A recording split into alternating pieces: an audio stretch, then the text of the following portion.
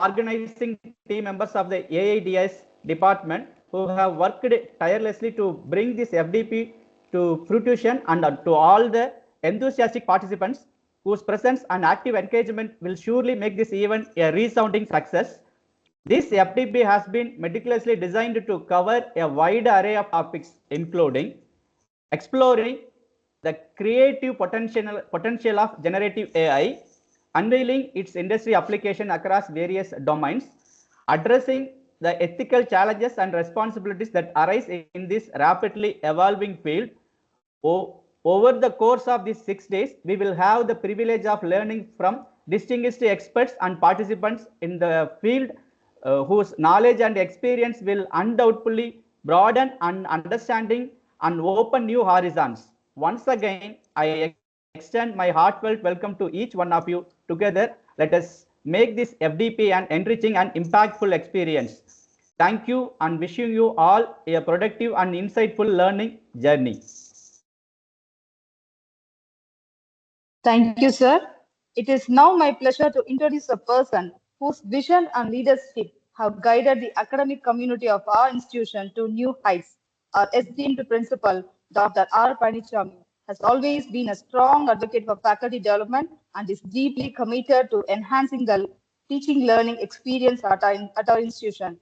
Under his leadership, our institution will embrace numerous academic initiatives that focus on innovation, research, and professional development for faculty members. His dedication to academic excellence and continuous learning serves as an inspiration to all of us. I now request our principal to kindly address the gathering and formally inaugurate this faculty development program. I request Dr. R. Panichami sir to deliver the inaugural address. Thank you, madam. Today, chief guest, Mr. Pagutarivu Muthuswamy, Executive Director, HODs, faculty members, and participants. Very good morning to all of you. It is both honor and a privilege to welcome you all to the Faculty Development Program on Generative AI, Innovation in Creativity, Industry Applications, and Ethical Challenges, hosted by the Department of Artificial Intelligence and Data Science, Sri Shanmuga College of Engineering and Technology.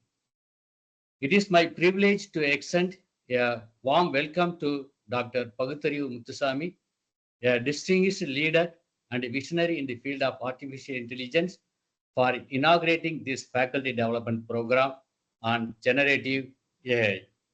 Dr. Muthuswamy's contribution to advancing knowledge and innovation in AI have been truly remarkable, and we are honored to have him with us today. His expertise and insights will undoubtedly inspire and empower us as we explore the transformative potential of generative AI in academia and beyond. Thank you, sir, for joining us and setting the stage for this exciting journey of learning and discovery.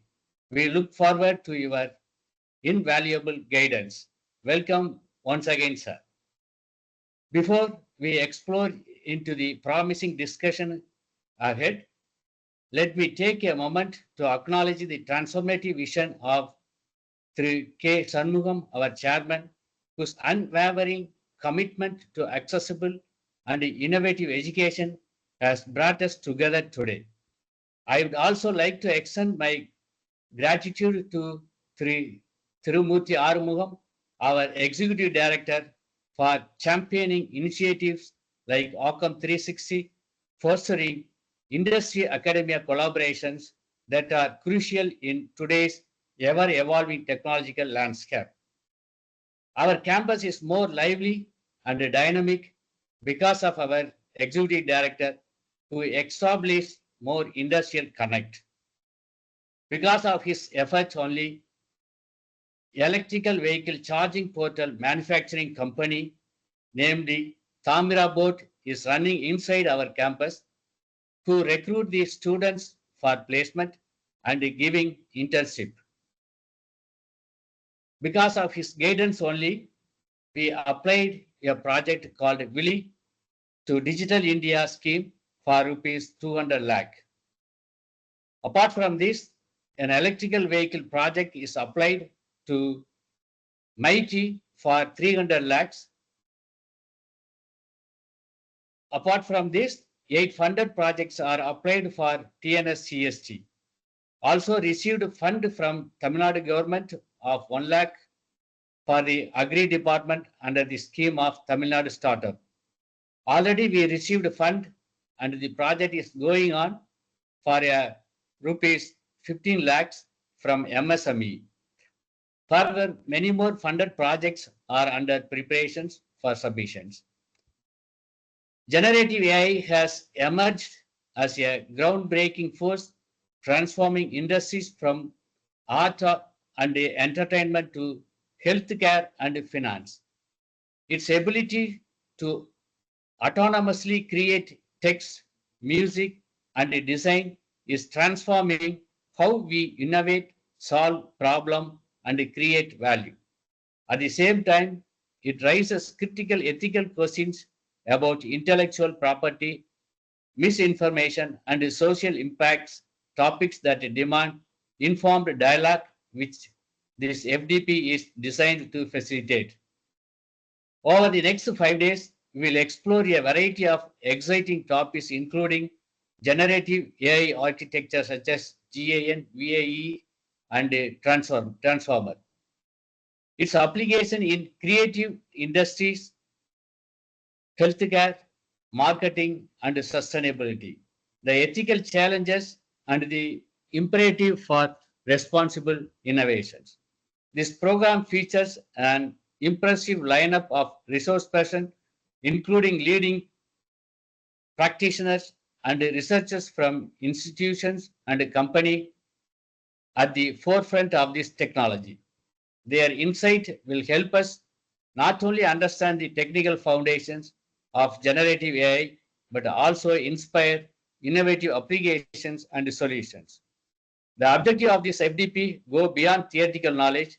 It aims to empower educators, researchers, and industrial professionals to integrate AI responsibly into their discipline, aligning with the vision of the National Education Policy to foster innovation and lifelong learning.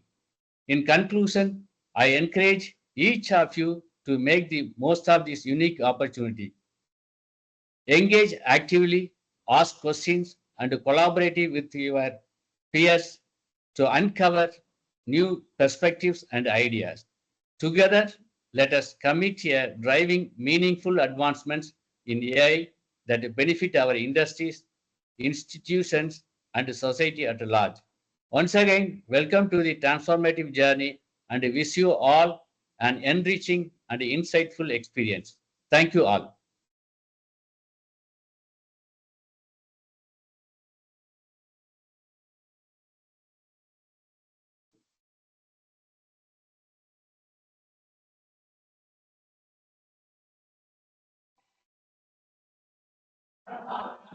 Thank you, sir, for your motivating words.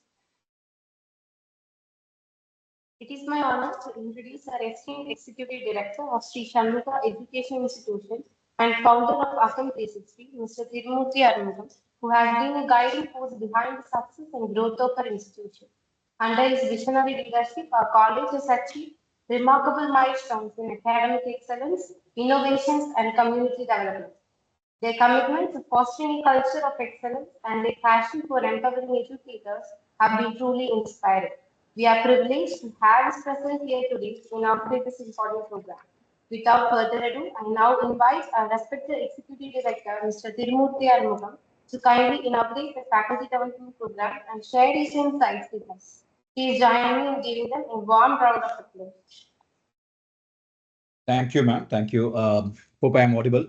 Good morning, everyone. This is Tirumurthy. I'm the Executive Director of the Group of Institutions. And it's been absolute honor to see 150 participants on a Monday morning with a vision of learning from both from the industry and from the academia. It is heartfelt to see all those people who have joined here. And thank you to the Department of Artificial Intelligence and Data Science, the HOD and the faculty members, the principal for organizing this wonderful event. And thank you, Pagu, for joining us today. And the reason why I have Pagu here is he is running multiple projects on GenAI, and he has been an industry leader on the technology front. And not just on technology, knowing his ability towards domain expertise. He brings in a variety of expert knowledge and expertise through uh, investment banking, capital markets, be it agri technology. He's been a front runner on the technology front. Thank you, Babu, for joining us today. And with that note, my address for the day is just three things that I always keep in mind. And I'm sure most of you being in the room here will appreciate and agree on towards it. I believe in learn, unlearn, and relearn. So it should be a continuous learning. And as you being the majority of the people being here have taken the first step of coming into the learning path of it. And I'm sure we have to unlearn what is needed and what is not needed. And we have to relearn, keep upgrading ourselves to the latest technologies and the trends. Right today, if you look at it, the students are picking up to the speed more than what we are actually. Right, that's the fact of it. And the very recently, and both I met Pagu also there in the Thai event in Bangalore. So we were, and it is almost close to around 200 plus companies who have put down their stalls and showcased their ideas. 200 plus is just in Bangalore, 200 plus in one forum, specifically focusing on artificial intelligence and in variety of domains, which means that the companies are changing their landscape. It is no more services, no more. Yeah, of course, I understand this. There will be services and operations will be continue to run, but there are a lot of new focus areas coming on from AI. We have seen a company who has doing operations, the L1 and L2 of operations being taken over by artificial intelligence. So which means that there's been a lot of emphasis on we learning ourselves on the new technologies. And lastly, I would also ask you to always remember this word T. Know everything of something, something of everything. Right. So you have to learn, understand, learn things, whatever comes on our way. We have to have a conceptual understanding of those, and we have to be master of one thing. And with that note, thank you everyone for being here. Thank you. Thanks a lot for having me here. Thank you. Thank you once again. Thank you, sir, for your valuable and inspiring words.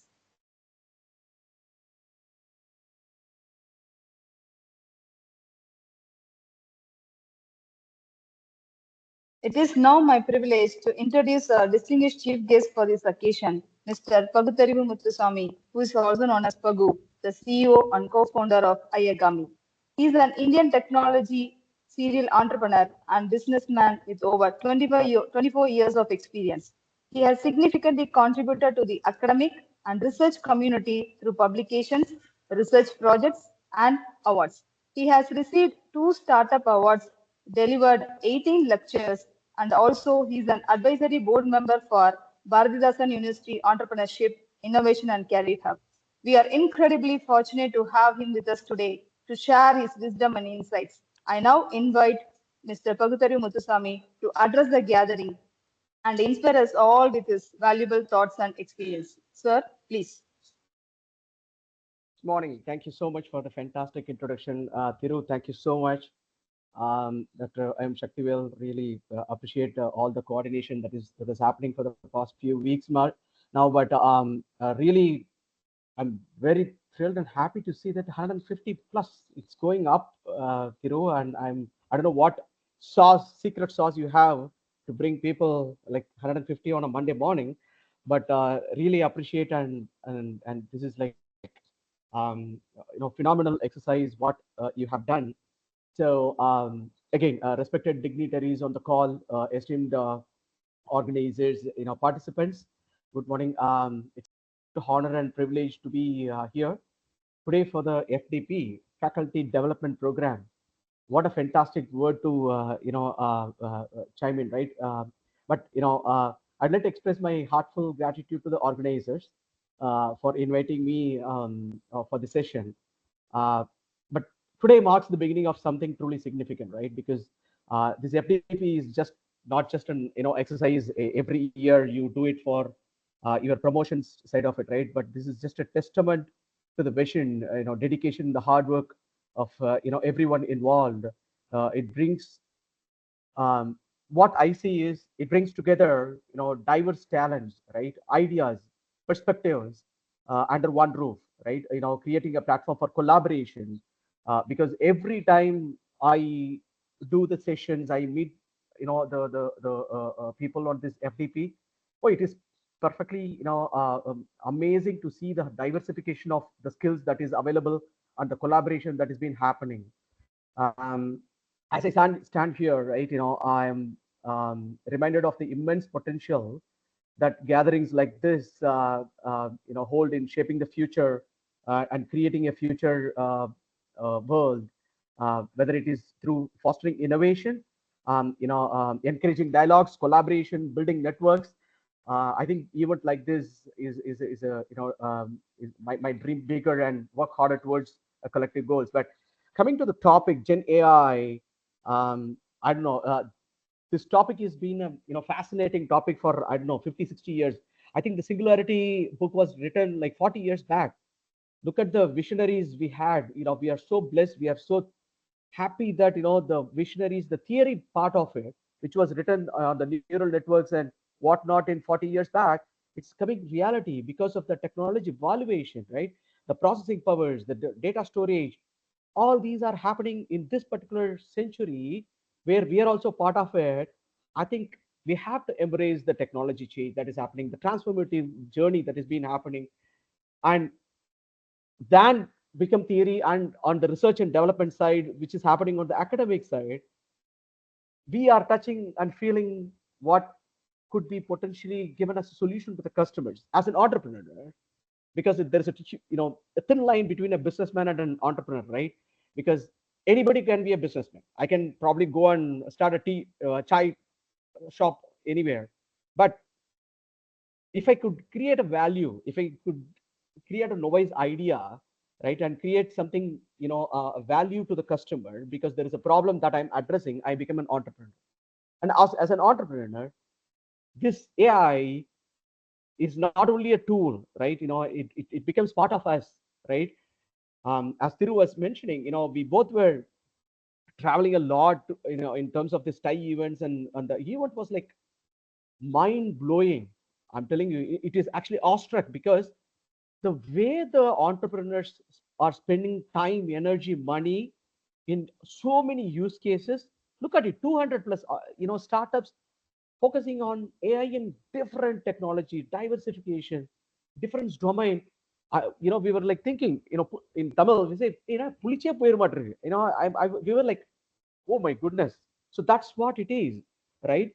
So when we started the journey of investing in AI, we started 6 years back, right? I have 4 different startups for a different objective. As Tiro mentioned, I have been in banking and financial industry for 24 years, still continuing. I don't know what is my retirement age, but point is that's been phenomenal growth from a banking and financial sector, specifically on the capital market side, right? Second, as an accidental thing, I started an agri-tech company called BSEC. It is a cutting edge technology on AI ML platforms, which starts predicts the fresh crops that's come out of the out of the land during the agriculture cycle. But not only that, right? Before even you do the seeding, during the growth of it. So we have been seeing so much of transformational projects, which we are also doing a lot of research and development with some of the universities, including SSCET, right? So that's on the agri-tech. Third one, while we were all discussing a lot, there are so many use cases that start popping up, right? One thing is customer service and customer engagement side of it. For the past couple of years, we have been investing on customer service, right? Being a call center, sentiment analysis, right? The moment you pick up the phone and talk, there is an AI which starts monitoring your conversation with the, with the agents, right? Whether it is going to be an agent, a virtual agent, whether it is a human agent, we started, analyzing, speak, what you speak, how you speak, why is customer very unhappy? Can we give better service to the customer? And it is not only for the US customer, it's throughout the world, right? We have been investing a lot. And last but not the least, we have been investing and we have been doing projects on mainframe modernization. I don't know. I've been trained on mainframes in 24 years back.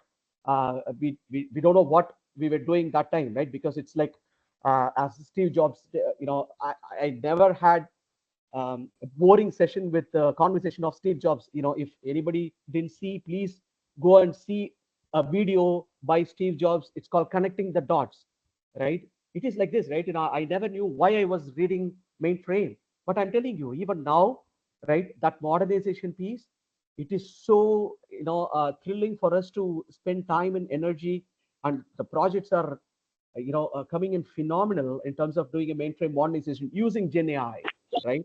So, but anyways, as an entrepreneur, if you start giving me the mic, it's like Karmatina Kulia, right? I start speaking a lot, but very exciting journey. One could always argue that, oh, will AI replace human? Never. Human cannot be replaced by anybody in this world, right? It is just augmenting machine, so that, the brain could be used in very effective and efficient way of taking decision making, informed decisions. Use AI very effectively. Embrace the technology, embrace the change. Nobody can say that, oh, I don't like technology, because technology is already in our DNA now, right? So with that, I really appreciate and thank you so much, Shanmuga College, management, Dr. M. Saktival sir, principal sir, organizers, really appreciate, giving me an opportunity. Thank you so much. And with only one small story, I will just leave this forum. If I show a, a 500 rupee bundle and give you all, or tell that, do you want it? I am sure all the 100 of the people will say, raise the hand and say, yes, I need it, right? Even if I Kazakify or, bless, just, put in a very dirty situation of the currency notes, still you will say that I need it, right? But at the end of the day, it's a piece of paper, right? So like that, we're all like that, right? So we will have to create value for ourselves, so that whether we are dirt, whether we are doing justice or not, we have to be valued, right? So create a value, so that be it a student, be it the, our colleague faculties, or the principals, or the management, right? They should feel that, you are making a value. So with that, with this particular session, I think this could be an enabler for all of us to create a uniqueness and a value, and really appreciate. Thank you so much. Over to you, ma'am. Thank you. Thank you, sir, and for setting the stage for what promises to be an enriching experience for all of us. We are deeply honored to have had you with us today. I now invite Dr. G. Nagarajan, the co-coordinator of ATAL FDP, to kindly deliver the vote of thanks. Good morning, everyone. I would like to extend my gratitude to all the dignitaries and participants who graced this inaugural session of the ATAL Faculty Development Program on Generative AI. Our sincere gratitude to Sri Shanmugam sir, Chairman of Sri Shanmuga Educational Institutions, and Mr. Tirumurthy, Executive Director of Shanmuga Educational Institutions and founder of Ocam 360, for his guidance, encouragement, and motivation. I would like to express my thanks to Dr. Palaniswamy sir, Principals of Shanmuga College of Engineering and Technology, for his continued support and leadership. My sincere thanks to today's chief guest, Mr. Pagathirivu Muthuswamy sir, Chief Executive Officer of BSEC and Ayagami Technologies, for being with us today and sharing your insight, prospects, and relevance of generative AI. I extend my sincere thanks to Dr. Shaktivel, Head of AADS, along with the dedicated faculty team of AADS, for their support in organizing this event. So thank you to all the participants who joined today. Wishing a week full of learning and growth ahead. Thank you so much. Thank you, sir. Before starting the session, I request all the participants to turn on their camera for a group photo session.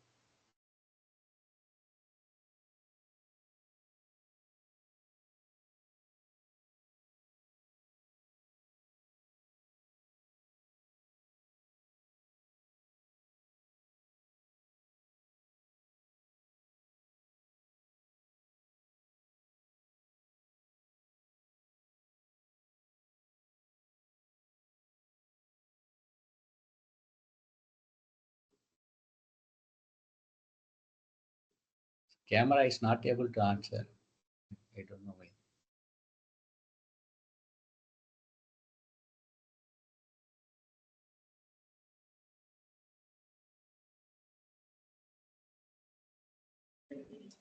I request everyone to turn on the camera.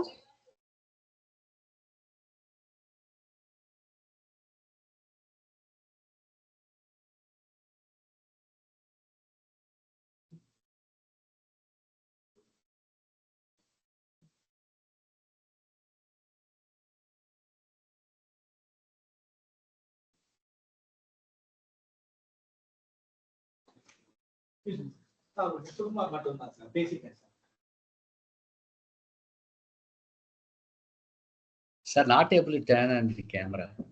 Can have the photo. Not able to.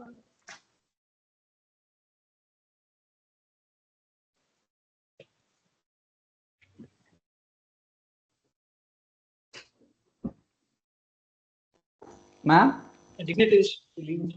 Thank you so much for all the dignitaries who have joined and made this inauguration a grand success. Now let us begin the session.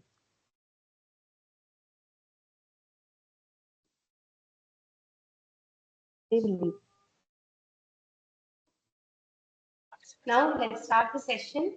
I invite Mr. Venugopal, currently a principal architect at Infosys, more than 20+ years of experience in machine learning, generative AI, software engineering and solution architecture, focusing on building generative AI and ML-powered applications to solve industry problems. Open source contributor in Haystack. Now I handle the session. Over to you, sir.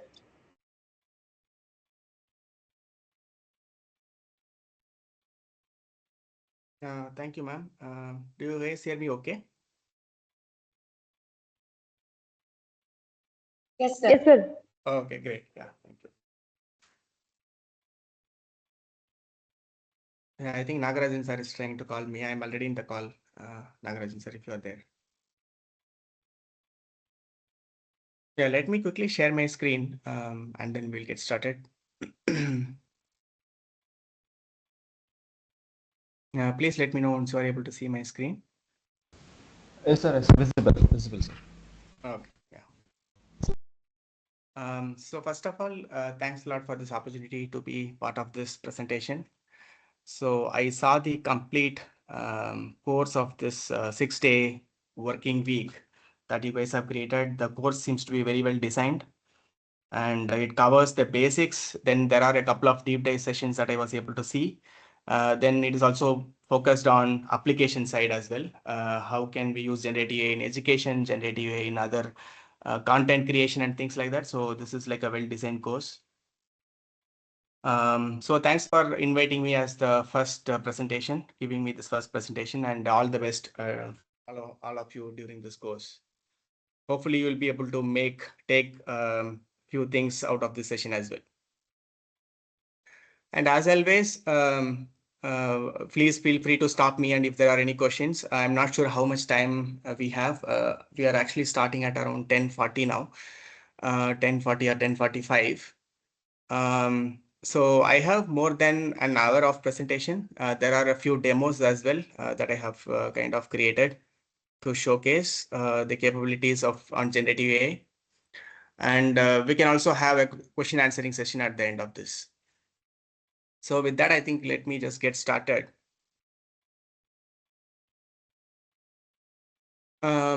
So I think I joined like 10 minutes ago, and I think I was also hearing the session, the inauguration session. So somebody was also talking about how generative AI is changing the and how the startup ecosystem is like using this generative AI to build applications, to build value-added services on top of this capability or technology. So when we talk to our customers from Infosys side, each one of them, almost each one of them, want to figure out like how to use this generative AI technology. There is a lot of buzz around this in the recent 2 to 3 years. So they are trying to figure out how do we use this technology to improve the productivity, to improve the efficiency, and also reduce the cost, right? So if there are 20 developers working on the project, can it become 15 developers? Right. So it is still going to augment the people. It's not going to replace them like it was discussed in the last session. But still, they want to see cost benefits. They want to reduce the mundane tasks that are happening and things like that. So I thought I'll just start with this quote. So normally we overestimate any technology in the short term and underestimate in the long term. That seems to fit well for this generative AI as well. Yeah, just wanted to start with that quote.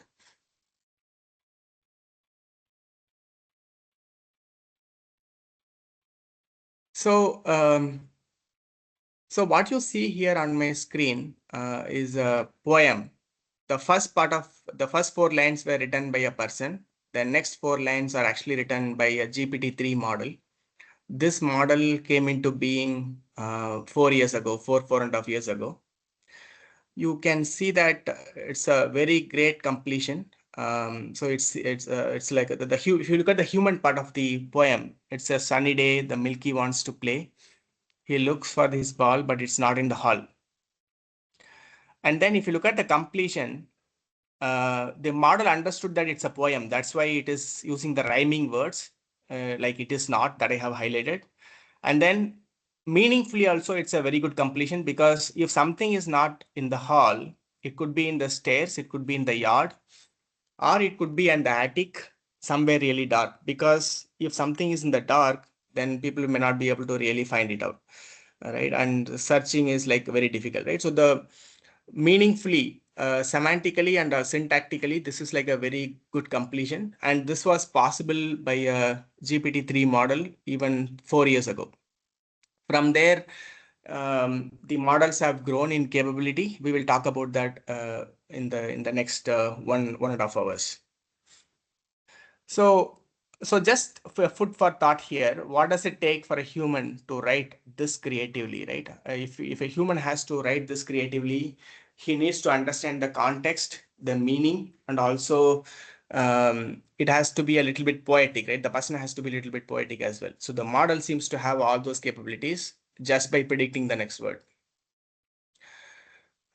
Okay, so I want to show you another example. So what we saw earlier was a text example. Now I want to show a real image. So if you see the image that was generated, this is generated by a model called Stable Diffusion. And there are a lot of other models too that are there in the market today. It is very easy for us. Anybody can just go into Google or internet today and generate these kind of images. The text that was given is below. A serene image of a tranquil, misty mountain meadow at the exact moment when the sun is rising above the horizon, casting a warm red light over the scene, ... etc., right? And then you can see the image that was created. It's a very beautiful image.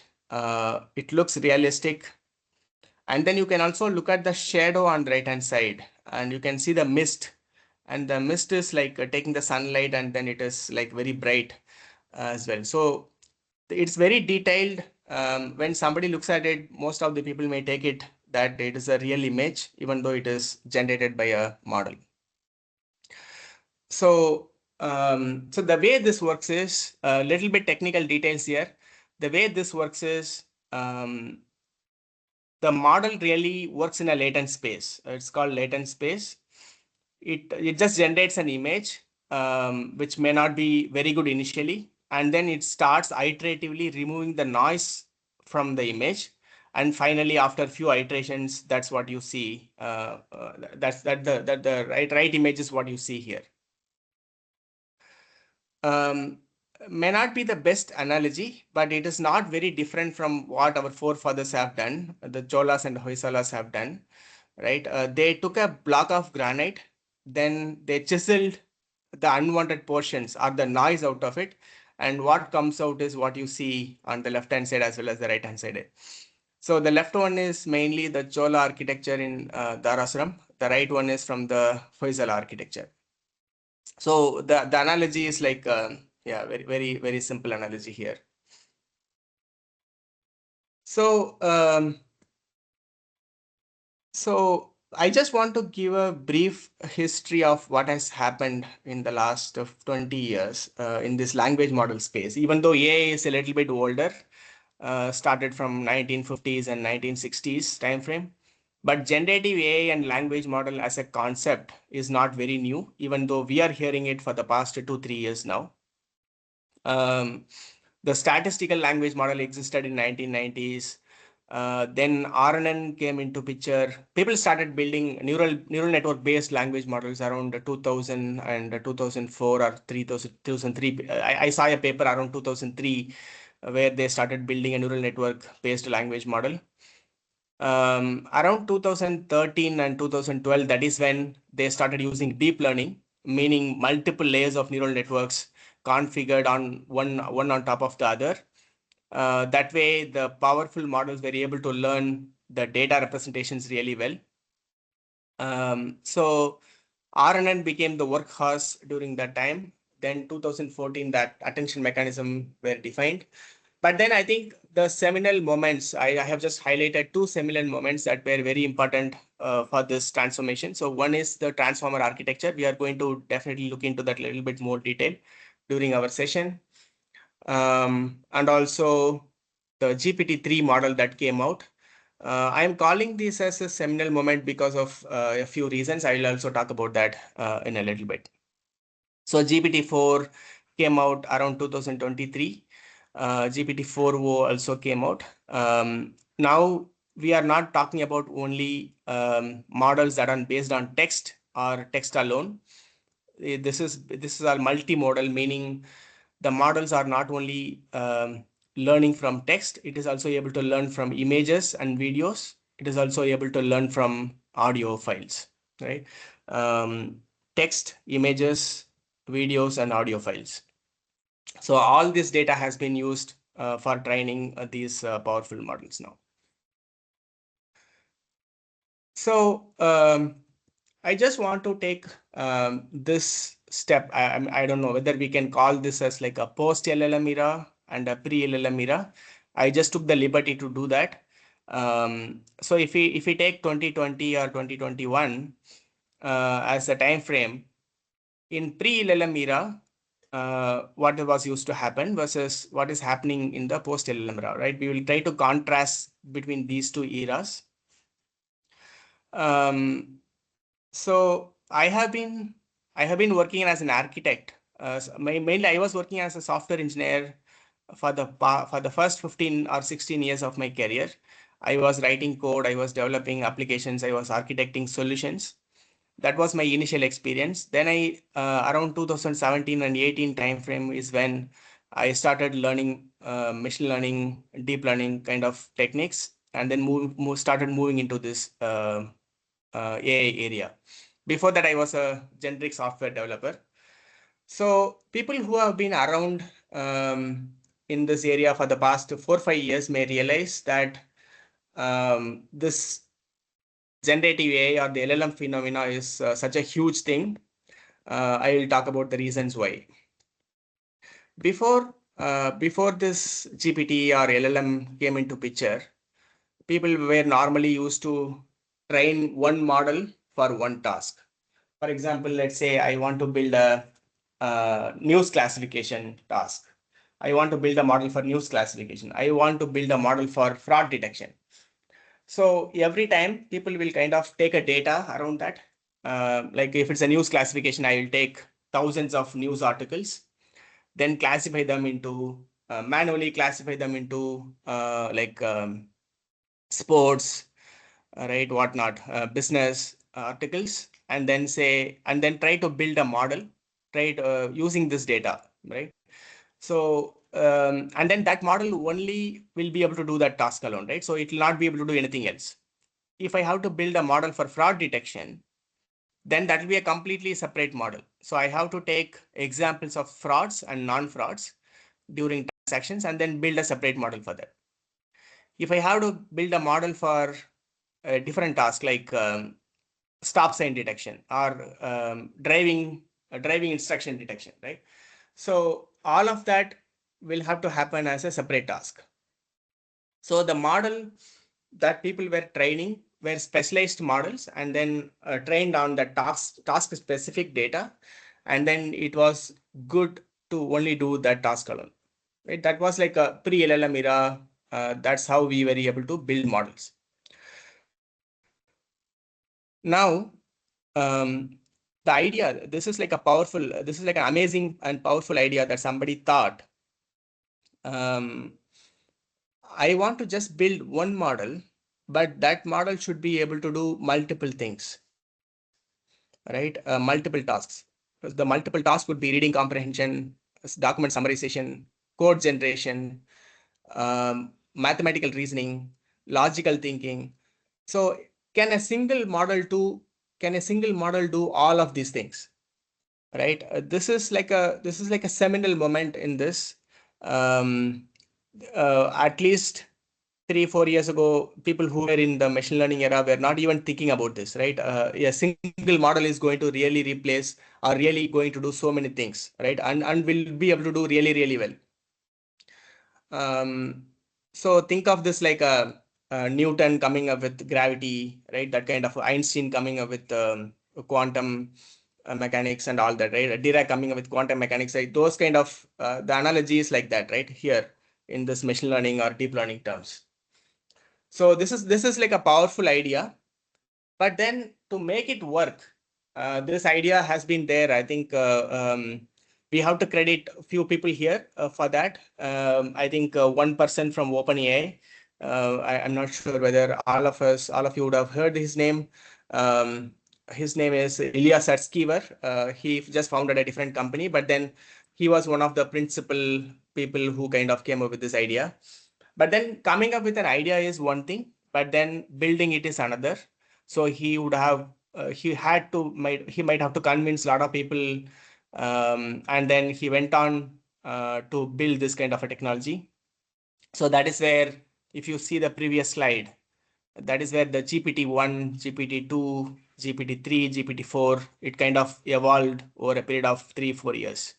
Right. And then these models were very, very powerful, and now they are able to do many different things. Okay, so any questions until now? I'll take a quick pause here. Any questions until now before we move on further?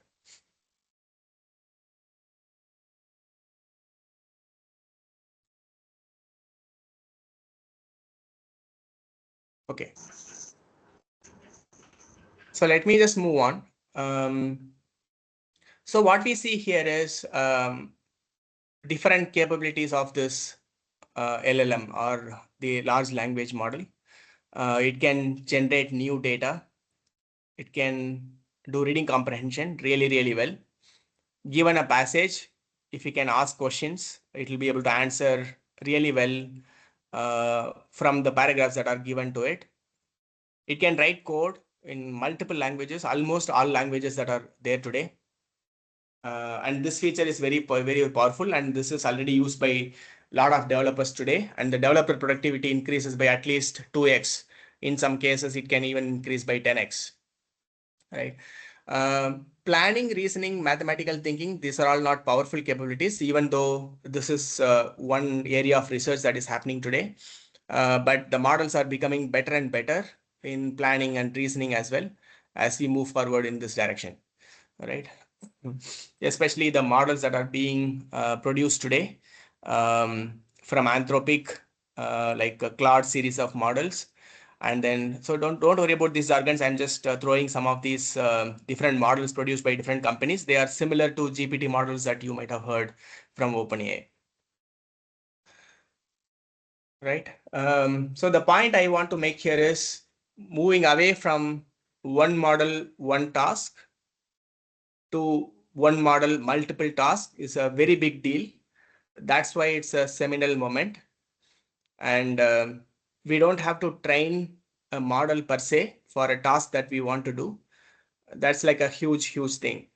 And it is possible to build applications today with LLMs without training, right? So what it does is, if you want to build a system today or a AI powered system today, we don't need to train a model. We don't need a machine learning engineer even to kind of train a model and build an application. Right? We can take the models which are already trained by somebody else, like GPT-4. These are all these models are now served like APIs, meaning REST APIs. Any software developer will be able to build a powerful AI application today. So that is the change that we are talking about, and that's why it's a paradigm shift, real paradigm shift in terms of thinking.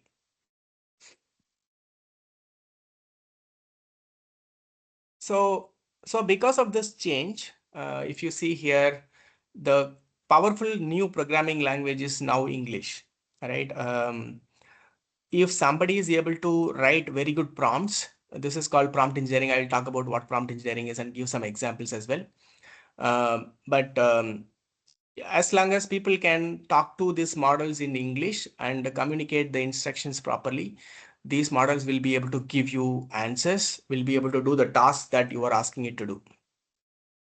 So this is like a plain application layer. That's how most of the applications can be in future as well. There is a front end that the developer builds, and then the LLM, the right hand side, what you see, that block is nothing but the intelligence layer. The intelligence layer is very simple. You don't have to do anything. Just call the API.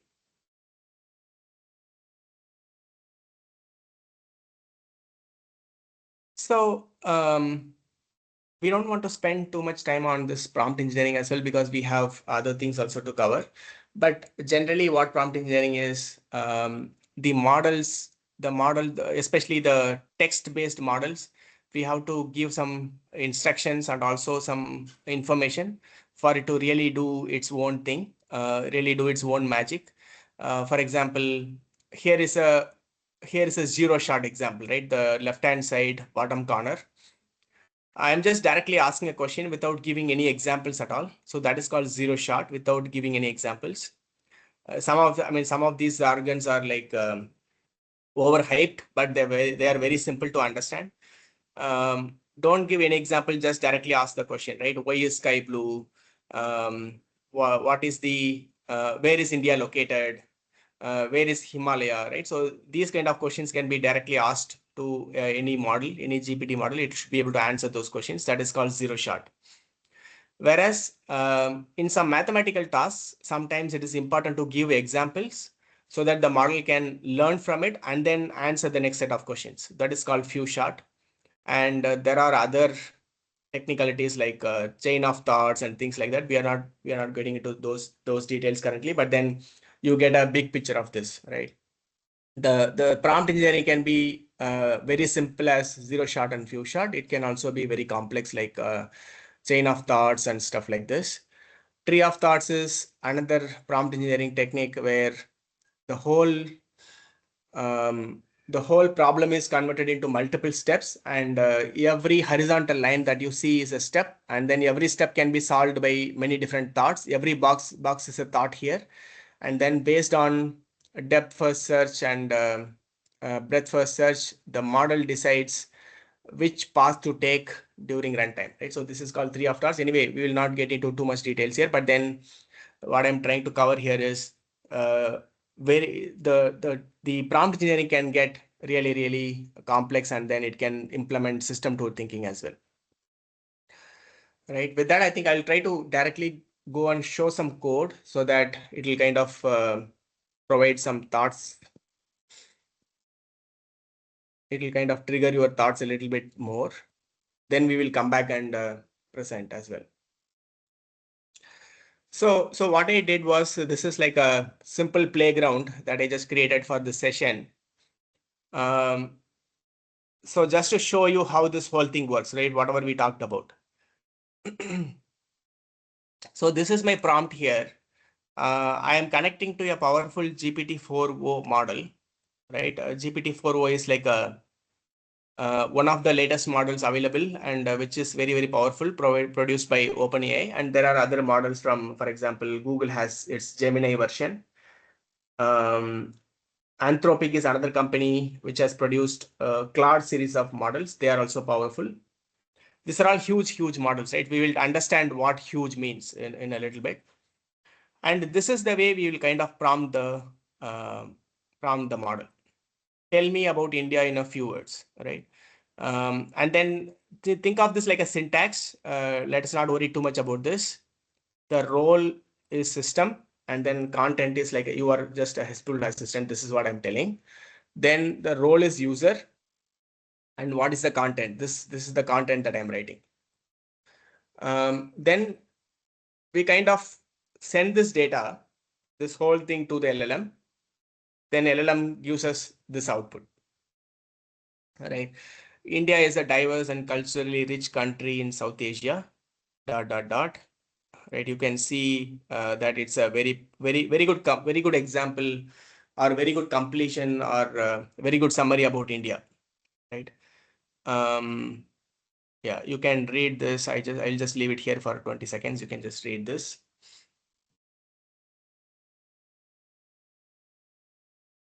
Yeah, this is definitely a very good summary about India.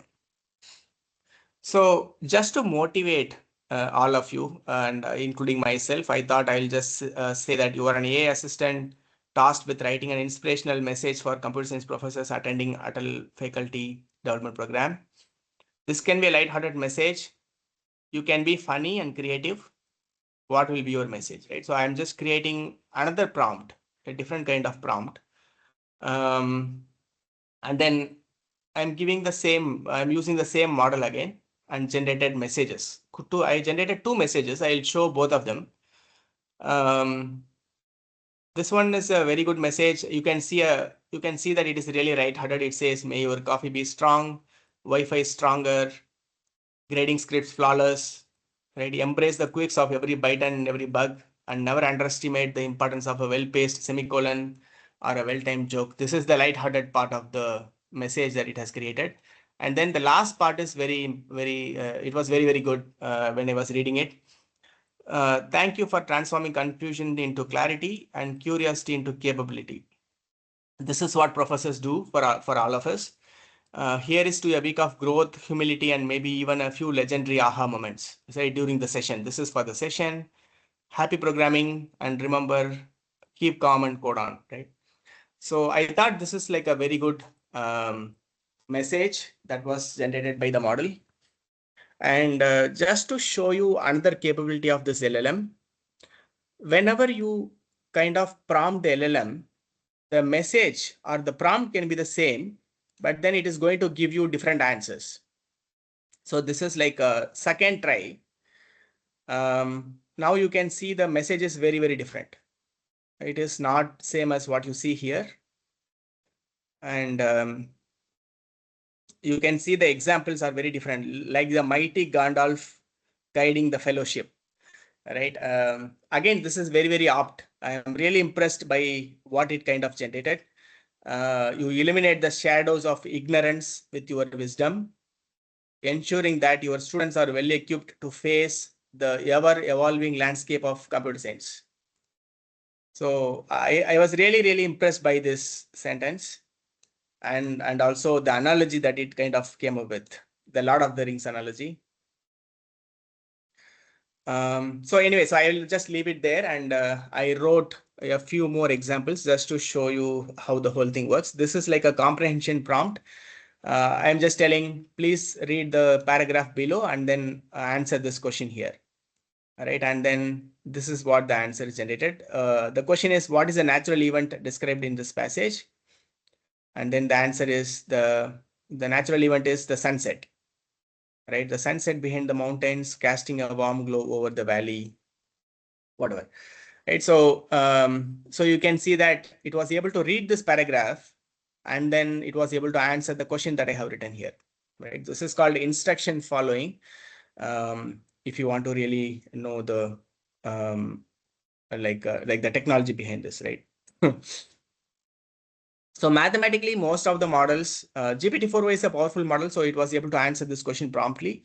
But a lot of these smaller models may fail to do this, which is bigger, 3.14 or 3.9. Some of the models may answer like a 3.14 as bigger, because mathematical understanding is still lagging.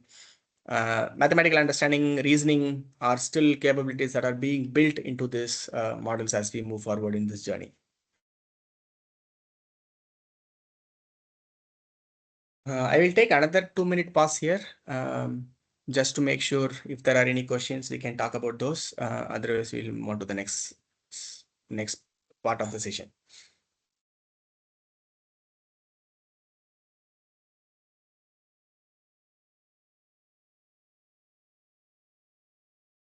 Nagarajan sir, are you hearing me okay? I'm hoping that I am audible still. Yes, sir. Very clear, sir. Okay. Dear participants, if you have any question, just post in chat box. Yes, in chat box. Or otherwise, unmute yourself, and during the question session, you ask your questions. Yeah, even, I mean, please feel Sir, free to stop me if there are any questions. No worries at all. Yeah. Yes, sir. I'm not used to this monologue, so if I'm making, if this is not very clear, or if the message is not very good, so please say so, because I'm not used to taking like long sessions. So sorry about that.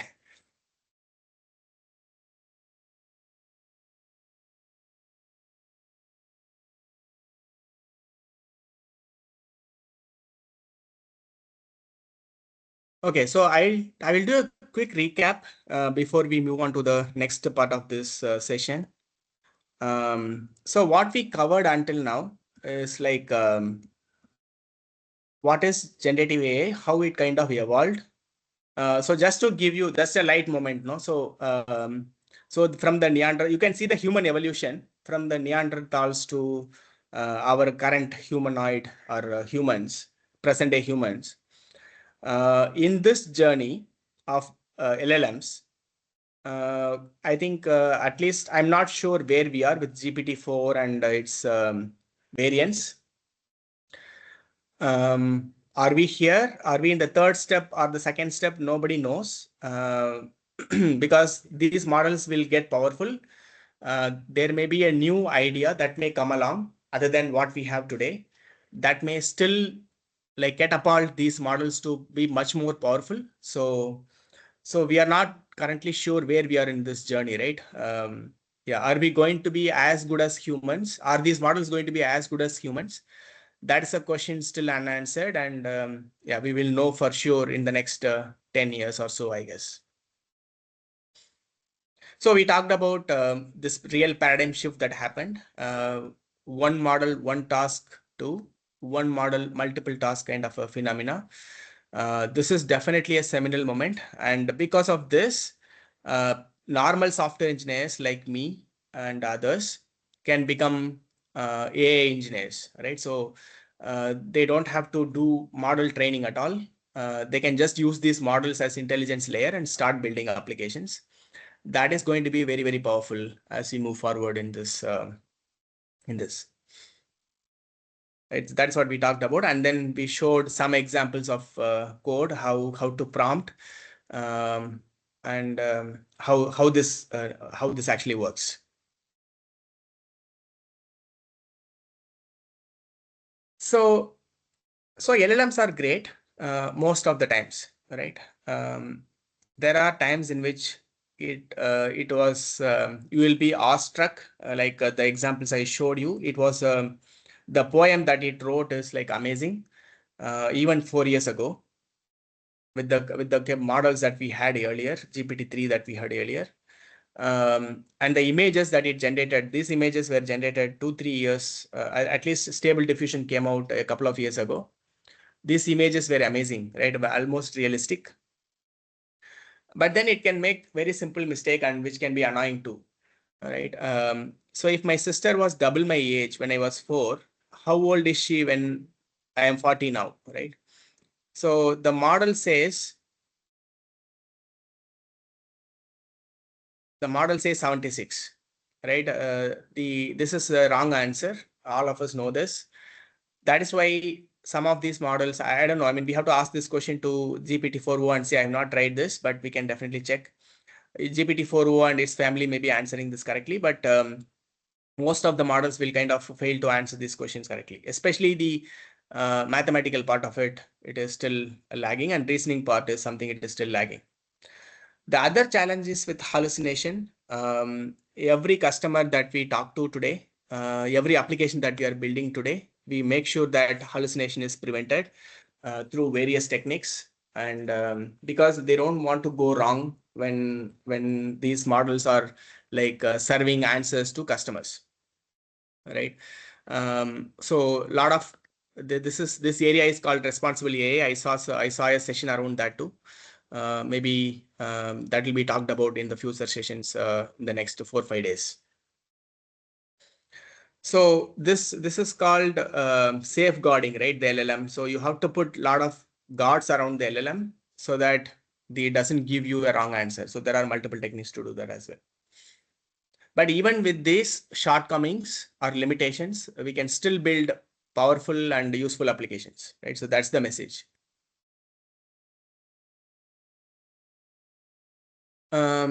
So we are now like 11:15. I have another 45 minutes to cover. So what I want to cover in the next 45 minutes is we want to give you the intuition behind this term GPT, right? At the end of 45 minutes, we will kind of understand what generative means, what pre-trained means, and also what transformer means, right? We will kind of get into details around each one of these words that are there in this GPT GPT thing. And then we also would have touched some of the applications. On the right hand side, what you see a bunch of applications that are possible.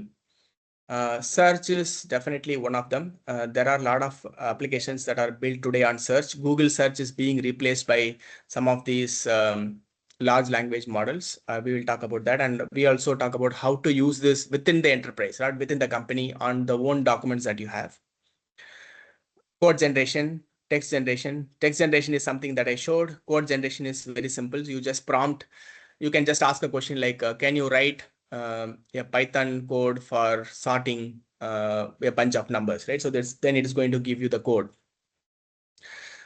There are some of these use cases which are very difficult to implement. For example, drug discovery may not be so easy to implement and get it right. It requires a lot of domain understanding and fine tuning of the models. Chip design is also something like a very powerful use case. Generative AI models may be able to do a very good job in future. So these are all applications that are coming up, right? Music composition is already happening. Conversational AI, data augmentation, all these are already happening. So we will kind of touch upon and show some demos on some of these ideas. That is what the next 45 minutes will look like. So what is generative, all right? From a simple perspective, this is like a loaded, so you have to be a little bit patient with me here in some of these slides, wherever you see this image, the gear image. So let me just, yeah. So when you see this sequence, right, like 3, 6, 30, 297, when you see this sequence, suddenly we realize that it is all like x mod 3 equal to 0, right? Anything, this number divided by 3 equal to 0, that's what it says. We quickly realize what this sequence is. And then if I ask anybody to kind of, if I ask a 5th grader, can you generate some numbers in the sequence? Then he is going to easily generate the number. For example, he can say 27 or 600 or 150, any of those numbers, which divide by 3 is equal to 0. It's very simple for him to guess. This one is also very simple to guess. It is like 2 power something. All of them may be able to guess, but then anybody who is in computer science, computer science engineering, they will be able to guess because we normally see these numbers many times. So 2 power something is what this series is. And if I say generate a number in this, we can say 512 or 256 and things like that. So what is happening in these two cases, right? Why am I able to generate more numbers? It is possible because we know the function that is actually generating these numbers, right? Once we figure out this function, which is on the right hand side, it's very easy to sample from it. The moment you sample from it, you kind of generate new numbers in that sequence. So large language models to some extent do this same thing, but in a large space, right? That space cannot be learned by a human. It can be learned by a powerful neural network. That's what we are getting into, right? Let's take this sequence. For our human eyes, we may not be able to see what this sequence is, but then a neural network may be able to approximate this, right? This sequence may be a little bit complex. There may not be any sequence at all, but then the neural network can learn this sequence and then create an approximation for this. That is definitely possible, right? Overall, the point that we are driving is any data set, given a large data set like this, like the above, if we can find the distribution, then we can sample from it, right? So that is nothing but the generative approach, right? Find the function that is actually creating those numbers or approximating those numbers, and then we can sample from it. So this is what the generative part, when we say GPT, the first word generative, this is what it means intuitively. So we just want to contrast this against the discriminative approach that we have been using before in machine learning terminologies. A discriminative approach is slightly different. It is contrasting. So for example, the blue color dots and the yellow color dots are two different classes. For example, in a news article scenario, this can be yellow can be a sports article. The blue can be a business article, right? In sports articles, the words like cricket, tennis, Roger Federer, forehand, backhand, straight drive, all these will occur in a sports article. Whereas in a business article, the terms may be very, very different, right? Based on the frequency of those words and the ways they are occurring, you can kind of divide that space into two different parts. Anything on the left-hand side is a business article and anything on the right-hand side is a sports article. So this is like a discriminative approach, right? So these are very, very different from each other. I just want to highlight that. But then what we are focused on is the generative approach, which is what we kind of talked about a little bit earlier. So a quick food for thought here. A baby learning to speak, it kind of learns by observing, by listening to people around her, and also watches, right? So what kind of learning is this? Is it generative? Is it unsupervised? Or is it reinforcement learning? Or a combination of all of this? I'll just leave it here, but I mean, it's like an interesting thought. We'll just leave it here. We'll not get into details about all of these different concepts right now, mainly because of the lack of time. But it's an interesting question to kind of read about this and figure out like what is happening. Yeah. So overall, this is like a combination of multiple things. A baby learning, especially to speak, is an amazing feat. Yeah, so it is still amazing to realize that we kind of learn to speak within 2 years.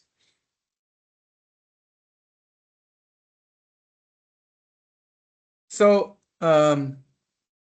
this is just to refresh your memory in terms of what a neural network is, because this understanding is very important as we move forward, in this presentation, where we talk about these large neural networks that are getting trained for large language models, right? I just want to start with this very basic intuition behind this neural network so that that part becomes a little bit simpler. So what is a neural network? So what you see here is the orange color bubbles that you see here. Let me just use the orange colored bubbles that you see here are neurons. And then the lines that are connecting from each neuron to another neuron is called weight or connections. So this is how our the very good, and this is not a very good analogy. I mean, let's not compare these artificial neural networks with our own human neurons. But then this is like axons and dendrites that we have in our human brain as well. Right. So these neurons are connecting with the other neurons in the next layer, and these are all called weights. Right. The first layer is called input layer. The final layer is called the output layer. The middle layers are normally called hidden layers. Right. So there may be multiple hidden layers similar to what you see here. Here we have just one. So if I ask a question like, should I carry my umbrella today or not, to this kind of a neural network, which is already trained, what it does is all the neurons that you see here will kind of make a decision, right? Those decisions, when you look at individually, are not very important. They are not very important when you look at individually. But then when all of them work together, they kind of produce a final decision, which is very, very good. Right? They work in tandem to give you a very good answer. So for that, each neuron is on the right hand side. If you see, each neuron is just nothing but a weighted average. It's just doing a weighted average and then just firing, or it doesn't fire, right? So that's the activation function. It fires or it doesn't fire, right? That's the decision it takes. So how is the training happening, right? So this is what we just talked about, is the inference part. How is the training happening? All these weights that you see here, the lines that you see here, they are initialized very, very randomly with floating point numbers. Then they are adjusted based on the input data that is provided, right? So that is the learning part of this, or the training part of this. And this happens iteratively. So you show some examples, you adjust these weights, right? Calculate the error, adjust these weights, right? And then you show next bunch of examples and then adjust these weights again. So that is the intuition behind a neural network, and which is very, very important to understand. So then if you look at this whole neural network, there are just 26 parameters, right? 4 into 3, there are 4 neurons in this layer, 3 neurons in the first layer, that is like 4 into 3. Then this and this is like a 2 into 4. 12 plus 8 is equal to 20, and then biases, right? 4 plus 2. That's why there are only 26 parameters in this network. Now contrast this against GPT-3 model, which had 175 billion parameters, right? This is not number of neurons. This is number of connections or parameters, right? This is like 175 billion. So think of the size of those neural networks and the effort it takes to kind of train those models and the data required to train those models. We are going to kind of touch some of those aspects in the next few minutes. So I just want to spend 2-3 minutes on next couple of slides, just to give you a flavor of what this is. You may be hearing these words a lot. So just want all of us to be on the same page. I'm just talking about these jargons a little bit. So a vector is nothing but, we have heard this vector like from our school days. Vector is nothing but a bunch of numbers. Think of this like an array for all of us computer science guys. This is like an array of floating point numbers. It can be of any dimension. Here it is like a 3 into 1 dimensional array. It can be normally a large like 1024 or 2048 and things like that. A video sample or an audio file or a text document, all of these can be passed through a neural network. This is called an encoder network. Let us not worry about these jargons. These encoder networks kind of transform this text into something known as vectors like this. That's why this name transformer is also happening. We'll also mention like what the transformer is, but then what is a text sample? A text sample is nothing but a sequence of words. This sequence of words is actually converted into a sequence of numbers, and this is called a vector representation. Why do we need to do this? The reason we need to do this is when you convert these sentences into vectors or paragraphs into vectors, similar meaning sentences or similar meaning paragraphs will be falling close together in the vector space. For example, all the 4 cities that you see here are nothing but capital cities. That's why they are very close to each other, right? Are same distance from each other. Okay, so these are all same meaning words. That's why they are close to each other in this vector space. So this is like a beautiful phenomena that happens whenever we convert from one sequence to another sequence. So the sequence can be anything. This is kind of little bit important to understand because it just doesn't have to be a text sequence, right? It can be an audio sample. If you take audio, it's nothing but a series of numbers, right? It's like a sine curve that happens, and you can take samples at every. You can take a frequency sample, maybe like if it's a 16 kilohertz sampling, that means like 16,000 numbers sampled for every second, right? So then it becomes a sequence. A video is like a RGB, red, green, blue kind of matrix that can be converted into sequence again, right?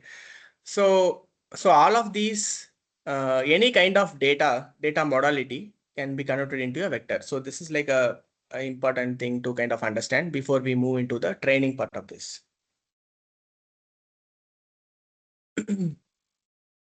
So if I'm rushing this through, please stop me and ask questions if there are any. So before we jump into the language model, core part of the language model itself, I want to just recap what we just discussed a little bit. So we kind of covered what generative is. What we said was, if we know the data distribution, if we can figure out what is producing the data distribution, then we can sample from it, right? That is nothing but the generative part. And that is what is happening in LLMs. And we kind of contrasted this with the discriminative approach. Then we talked about the neural network and what it is and what is happening during inference. Or when we say inference, when we ask a question, what happens?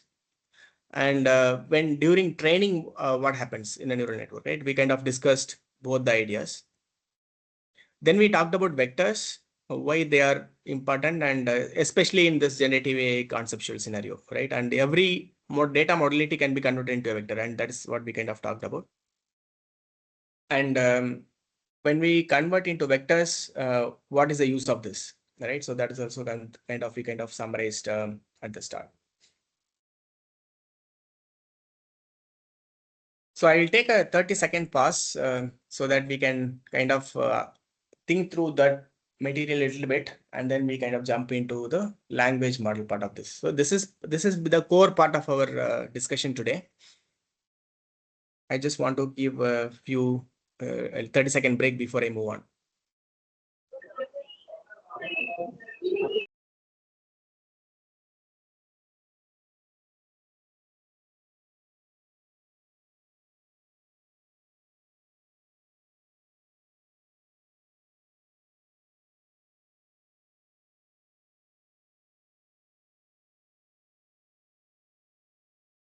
Okay, great. Let's move on. So a large language model or even a smaller language model, right? This concept has been there for some time, at least for 20 years now. The language model just predicts the next word. We saw some powerful capabilities in the demo as well, but then even then, it is just predicting the next word, right? When I kind of learned this for the first time, right? These language models are just predicting the next word. So if if it is just predicting the next word, how can it be so powerful, right? That is really still amazes me. If this is what it does, right? It's able to answer mathematical questions just by predicting the next word. Think about it for a second, right? So anyway, so let us just understand what is happening within that box here, right? A language model like GPT, what is happening under the hood. So we are giving a sentence like what you see here on the left-hand side. The input goes into this model, like a blue box right now. It's a large blue box. The blue box just gives me one word called founded. Okay. And then this whole text, Infosys is an IT services company founded. This whole thing is again going into the box again. Then it generates the next word. And then this process keeps iterated again and again. Okay, so this is what happens in a large language model like GPT-4o as well. So now we want to get into like what is happening inside this magic box. So this is a little bit loaded slide. So first of all, on the left-hand side, if you see, whatever we had as a text sequence, that text sequence is converted into a bunch of numbers. All right, we will talk about what these numbers mean in a little bit, but then there is so this is nothing but a dictionary lookup. Okay, so in my dictionary, let's say I create some 50,000 words, then I can look up Infosys, for example, is 4378th position, right? Is basically 87th position. IT is 223rd position. I'm just making this up, but this is like a this scheme is slightly different. It's not actually done on a per word basis. It's done at a subword basis. That's called token. What you see here is called tokenized numbers, right? We kind of input some text, get the tokens out of it. This is nothing but a function that will give me the tokens based on a dictionary mapping that happens, dictionary lookup that happens.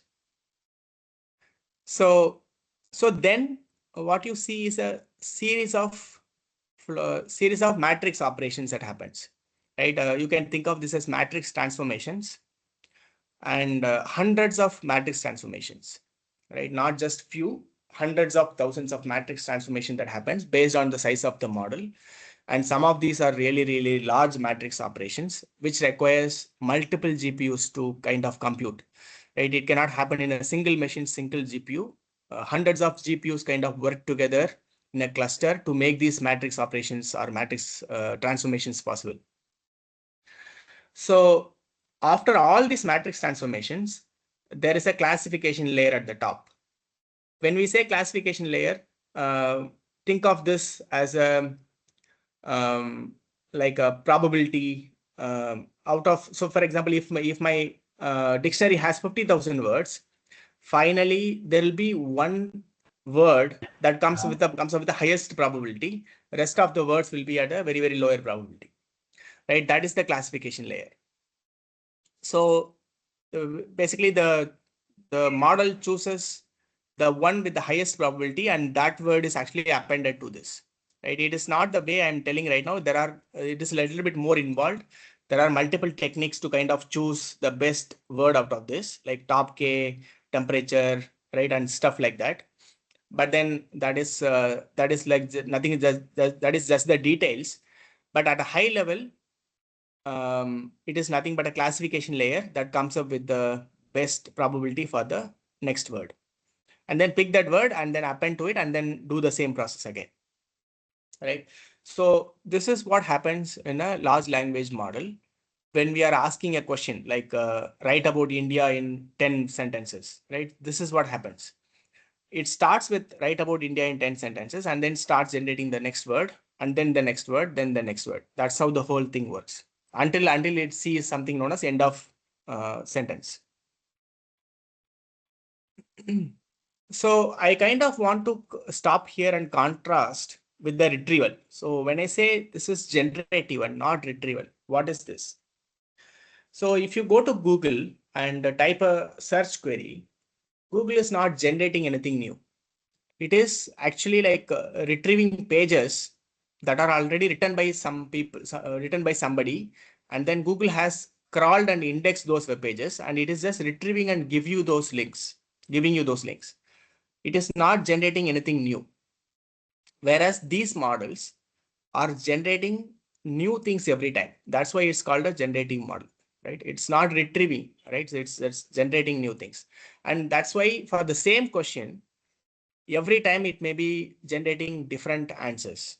Okay, so it may not be the same answer every time, even though the meaning could be same, the results could be same, the the answers are very different. So if you go to your exam, for example, if I go to my any exam that I'm writing, if there is a question that I'm answering, if I have not by-hearted the answer, I will be writing different answers every time, even though the content of the answer is the same. Something similar to that. So now, this is a different perspective what we just saw earlier, right? Here we talked about tokenization, then a bunch of matrix operations that happens, then finally this classification layer that is there.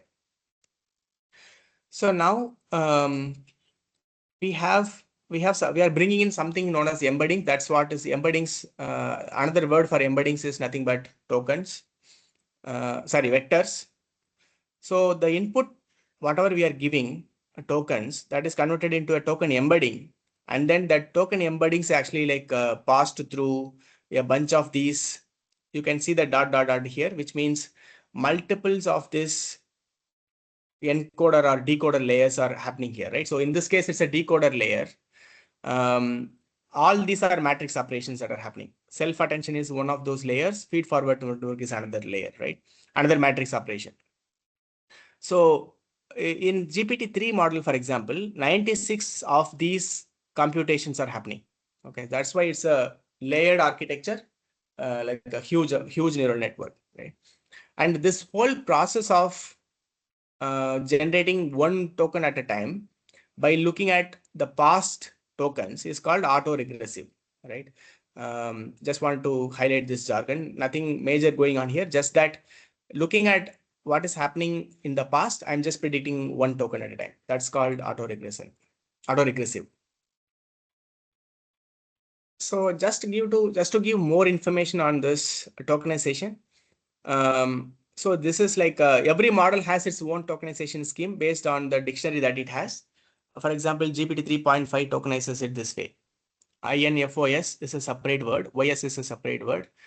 And then EAS is a separate word. AN is a separate word, right? So that's how this is generated. And then Llama 2 is like a different tokenizer. You can see INF is a separate token. OS is a separate token. So, when people are building these models, even the tokenization scheme affects the performance of the models, right? That's why even this part is like very, very important for the people who are building those, training those models.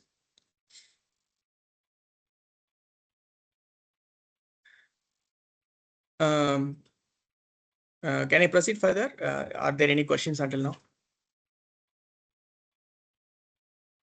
So what we established a while earlier was these are powerful models and they are able to generate very good completions or very good answers for the questions that we are asking. Where is that power coming from, right? So that is what we are trying to answer here. So 4 things are happening, all right? 4 tricks are there to make this so powerful. The first trick is that the training data that they have used is all of humanities knowledge, right? This is whole of internet, if you can say. Common Crawl, books, Wikipedia, and a bunch of those data sets have been taken. And all this data has used for training this large neural network. Okay. Then the second part of the puzzle is the transformer architecture. So whenever we say, whenever people say transformer or attention or any of these things, we don't have to worry too much about this because the way the neurons are kind of structured or presented in a way, it's called an architecture, right? They are just connected in a different fashion. That's what the architecture means, right? There can be hundreds of thousands of neurons, but then these neurons are like positioned in a particular pattern. That's what the architecture means. Especially this transformer architecture is a powerful architecture that was kind of invented by the scientists from Google. So they came up with this paper called "Attention is All You Need" paper, and they presented this in 2017. So after that, around 2018 and 19, that is when people started using this transformer architecture everywhere. They were during that time they used this only for text, but then people started using this for other modalities too, like images, videos, and audio files. Now, even sequential data, right? So time series data and all of it. Now this is like a powerful architecture that is there. Throw any data to this architecture, it kind of learns very good representation of is the basic idea. So now transformer architecture is the workhorse of any of these models that are there, right? Yeah, because of the time that we have, we can't get into like too much details here, but this is like a very powerful way of kind of structuring the neurons and arranging the neurons is called this transformer architecture. The third thing that is going on here is the compute, right? So we don't know exactly how many GPUs were used for training GPT-4 model because that information was not published. But Llama 3 is again another powerful model from Meta, and for that they used a 16,000 GPU cluster, right? What it means is 16,000 GPUs are running in a single cluster, and all the matrix operations are actually happening are distributed across all these 16,000 machines, right? And then they were training those models for multiple weeks to build the models, right? So that's how much time and how much effort it takes to kind of train these models. That's why you may see like very few players from China and US are actually like building these models. Companies like Infosys and other Indian companies are mostly trying to use the models which are already built and then trying to build applications on top of that. But then we may go there in future, right? In India, it is still a possibility that in another few years, we may still try to build those models ourselves. But then I think I'm hearing some good stories from Ola Tech and other companies which are trying to get into this space as well. But overall, if you really see, US and like China are the front runners in GPUs and as well as this AI area as we speak today. Maybe in India is a little bit lagging, maybe a little bit behind as well. We may want to change next generation. We may want to train our next generation so that they may change this for better. Right. So yeah, so the next one is the attention, right? So the attention is an amazing concept, but very simple to understand. The intuition is very simple to understand. For example, in our school days, we have done this translation exercise, right? There will be a paragraph in Tamil, and we may have to translate that into English, or from English to Tamil. So, or any other language, for example. When we want to translate, what we used to do was like we used to read the whole paragraph first, understand the whole concept. Once we understand the whole concept, then we read the first sentence in the paragraph. Then we start translating. Even while we are actually translating, we will not translate straight away, right? We will look at the subject of the sentence first time. Then we may look at the verb. Then we may look at the predicate. So based on our attention goes to different sections of the sentence during different translation times, right? We may also repeat the same process many times to get that translation correct. If you look at the language structure also, Indian languages have a different structure, right? The verb comes, then the predicate, then the subject, then the predicate, then the verb. Whereas in English, it's slightly different. Verb is the second part. So we will have to arrange correctly. And also, I think most of us may be in Tamil. Most of us may know Tamil here. Sita ஊருக்கு சென்றாள் versus Ram ஊருக்கு சென்றான், right? So the predicate also ends with the different, has to end different ways based on the subject. So basically we look at different portions of the sentence when we are doing the translation. This is what essentially attention is, right? What the model does is, if you see here, let me just go back to this exercise to example here to kind of tell you about attention a little bit more. So this is my input sentence that I have given, and this is the word that it has kind of generated. During this process, it would have attended different words, right? Maybe it would have given importance to Infosys. That's why it kind of used the word founded, right? Company, it would have given importance to company. That's why it is using the word founded, right? Not invented or discovered, right?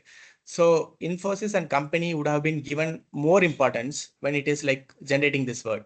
Not these words would have been given less importance, right? That is what attention is. The more attention is given to these two words when it is actually generating this word.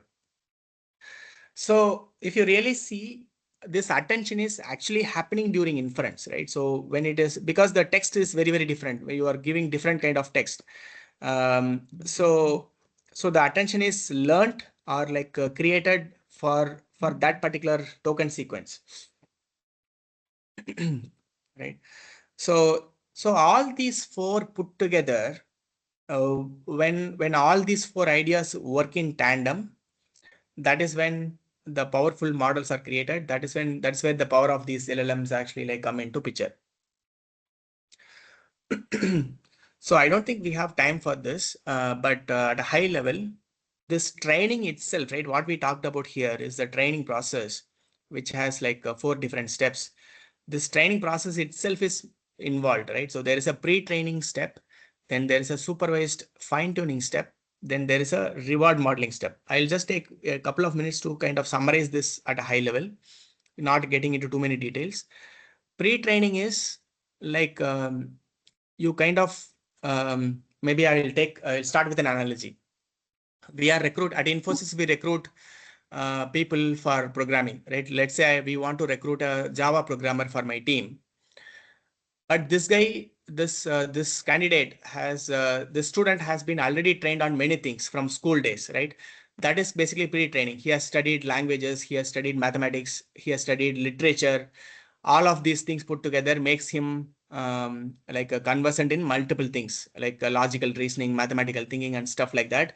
So that is the pre-training stage. Here, for a large language model, throwing all of the internet data is like a pre-training. Then supervised fine-tuning.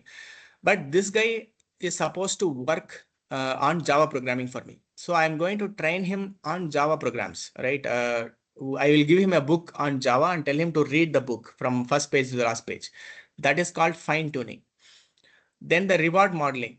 Reward modeling is basically making the language model a good citizen. So we don't want the model to generate any inappropriate or racist content and stuff like that.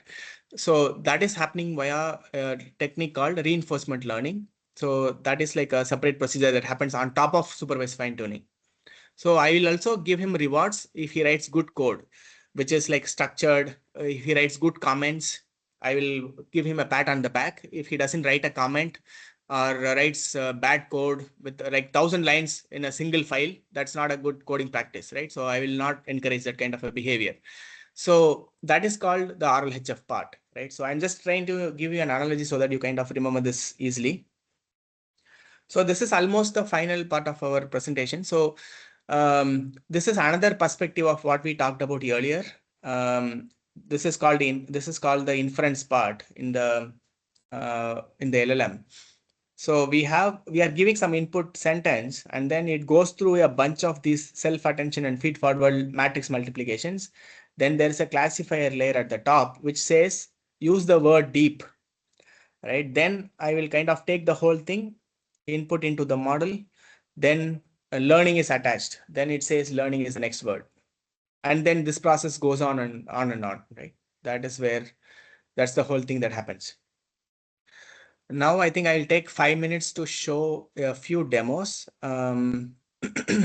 before we kind of jump into the conclusion part of it. So we started looking into this generative AI, especially as a search project a year ago. What you see here is the current search capability that this is like a keyword based search capability that this tool provides, right? For aviation documents. Normally what happens is people will search some keywords like wings. They will get a bunch of documents. They will have to open each one of those documents and read through this. This is the search experience that they have today. Okay, so with generative powered AI, we were able to reimagine the whole search experience using a chatbot experience. You can ask a question like this directly, and then the model will be able to kind of understand this question read the paragraphs or the documents which are relevant to this, then it can generate an answer too, right? So the difference between a Google and the generative powered search is that you directly get an answer. You just don't get 10 links at all, right? In Google, we don't get an answer. We just get 10 links. The responsibility, the onus is on the user to kind of go through the link and find the answer. But here, if you see, we are directly getting the answer. Okay. The power of this is actually coming from subsequent questions. Okay. So the first question, and then I can ask a subsequent question, which is not possible in Google, which has to be a completely new different question, right? Okay, so this is like one application that we continue to build and improve. Currently, this is also, so we can also give references to these documents. This is where the guardrail part that I talked about, responsible AI part that I talked about.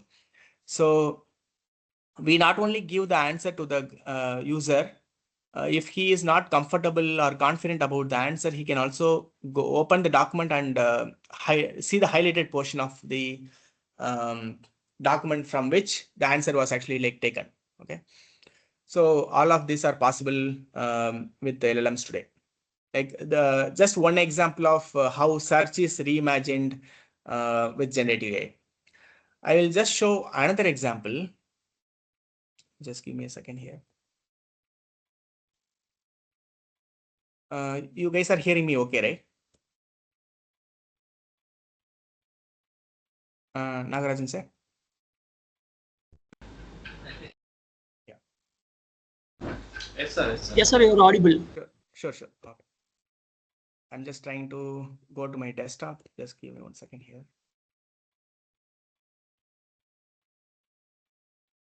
I'll have to stop sharing. Just bear with me a second.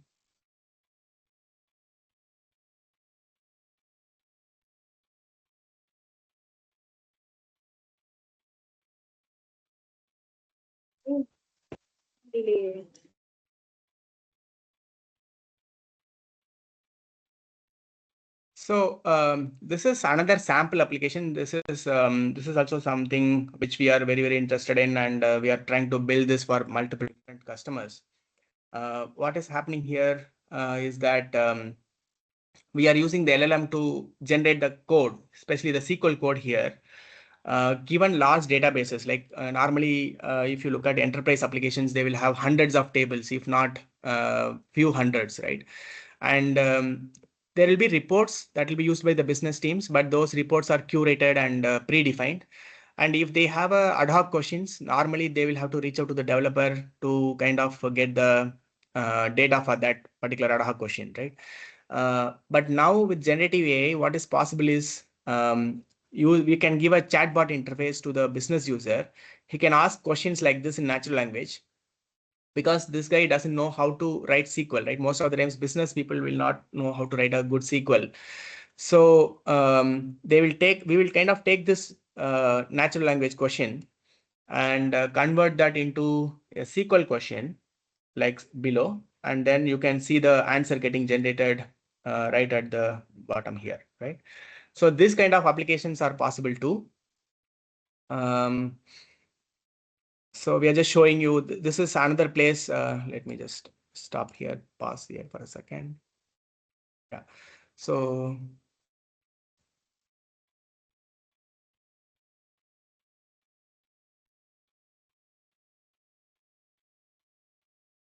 okay. Yeah. So let me just pause here. So if you just see here, the plot is actually like auto-generated, right? The code to generate the plot actually by generated by the model, right? We are telling the model to write the code that will do the plotting. Okay. So this code is generated, and then this plot is actually generated by that code. So what I'm trying to say here is these powerful models can be orchestrated to build powerful applications, right? Like what we see here. The next question that you saw here in this is basically a join operation, right? With multiple tables, right? Here there are two tables that this query joins, and then this particular plot is joined, right? It can get more complex also with the multiple tables. Also, you'll be able to do join operations, and then yeah, you can build solutions like this. So we are experimenting with multiple solutions for different customers, but then these are all the possibilities that are there, right? Just to showing you a glimpse of those applications. Okay. So now the conclusion part. Let me just jump back to the slides here.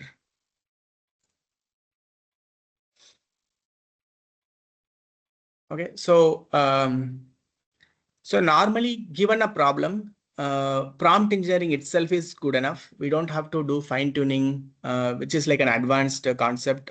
Normally, we start with something known as RAG.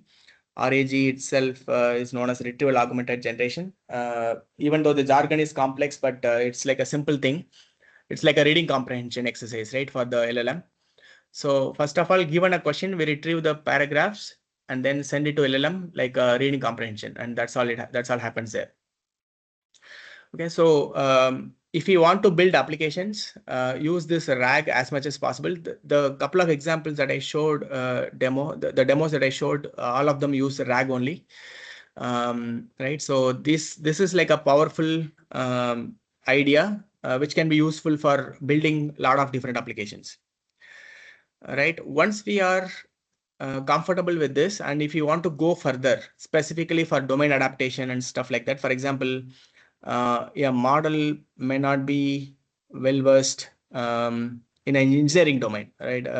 Because some of these engineering documents are not available outside in internet. For example, Rolls-Royce will not publish its engine-related documents outside the company, right? So those documents, these models may not have seen. So if you want to build a model specifically for Rolls-Royce, then it is a good idea to take one already existing model and then show the Rolls-Royce engine documents to that model, right? So that is like a domain adaptation that happens. So that is when we will have to go for training the large language models or small language models that are required. So agentic is, I have another demo that I think I don't have time to show that, but that is an agentic demo. Instead of just calling these language models only once, you can build software engineering around that and then iteratively call these models for different purposes, similar to what a human would do. Right, so that's what is agentic is currently, but then this agentic may have different ideas in future. Yeah, this is going to be a evolving area in the next few years. These models will start to reason really, really well in future. That seems to be the path that most of the companies that are building LLMs are taking.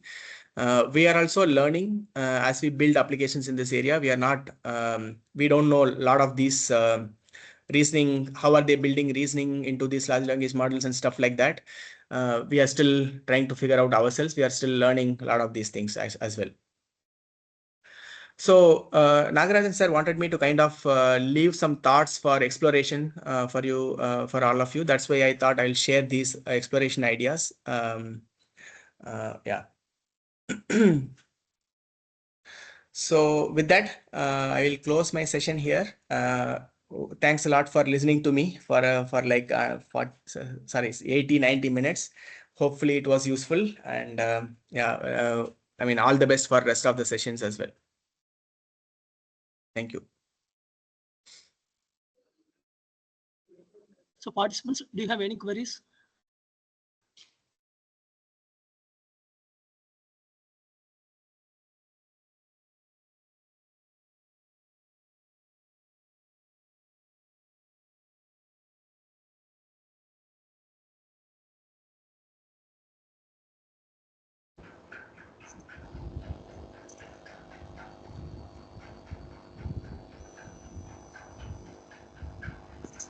Sir, good afternoon, sir. Yeah, hello, sir. Yeah, please go ahead. Sir, excellent session, sir. Sir, I have one small doubt. Sure, You have shown that example also from that age calculation. So I also having the same doubt, how to handle this ambiguity, or how to handle this ambiguity in language, sir, LLM. Yeah, there are few ideas, sir. Okay. You can, so normally prompt engineering is what we are doing, right? So in a complex scenario like this, it's important to give few examples. Okay. Yes, sir. For example, the demo that I showed you, the second demo that we showed you, right? It is generating SQL queries, right? So for somebody to write a SQL query, the SQL query writer should know about the schema of the database. And also, if he is also has some example queries, then he can use those as examples and write a good SQL query, right? So what happens is, every time we kind of ask a complex question, we also tell the model, right? Use these examples, right? Use these as examples, learn from it, and then and then go ahead and write the query. The same things are possible. So maybe I'll just bring up that slide. Okay.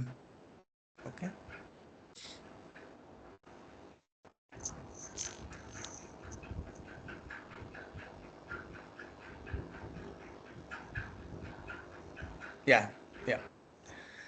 So if you see this few shot example, okay. Roger has 5 tennis balls. He buys 2 more cans of tennis balls. Each can has 3 tennis balls. How many tennis balls does he have now? The answer is 11. Okay. 11, yes. And then there is a next question that he is asking. This is a few shot. He is giving some example. Even then, the model is not giving the right answer here. Okay. Whereas if you see here, this example, here the user, this part is actually written by the user, right? This is the developer. For example, I am the developer. I will be writing this example. Okay. So what we do here is, this is my question. I am also explaining like how this answer came about. Okay, so like Roger started with 5 balls. So then he has 2 cans. Each can has 3 tennis balls. So that means 6 tennis balls. 5 plus 6 equal to 11, right? I'm giving the reason behind coming up with this answer. This is called chain of thoughts. Then the model is able to understand this properly, right? If you give this whole prompt to the LLM, then the model is able to answer the right way. Okay, so there are techniques like this that we can use to kind of assist the LLM to come up with the right answer whenever there is a reasoning problem or a mathematical problem. Okay, even then it is possible that it may still get incorrectly. That cannot be addressed by prompt engineering alone. That has to be addressed as a training part during the training. Like we talked about these multiple training stages. This has to happen during the training stage, like a pre-training stage, like what we just discussed here. Right, this first part of the story, pre-training. And that is where the powerful models are actually like happening today, like which are becoming better and better in mathematical reasoning and stuff like that.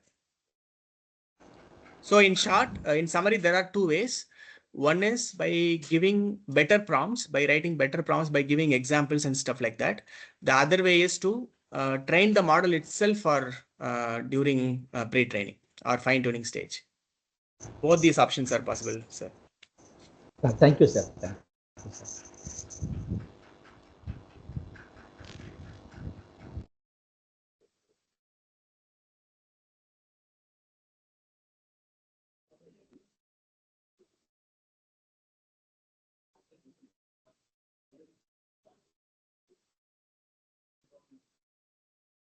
Hello, sir.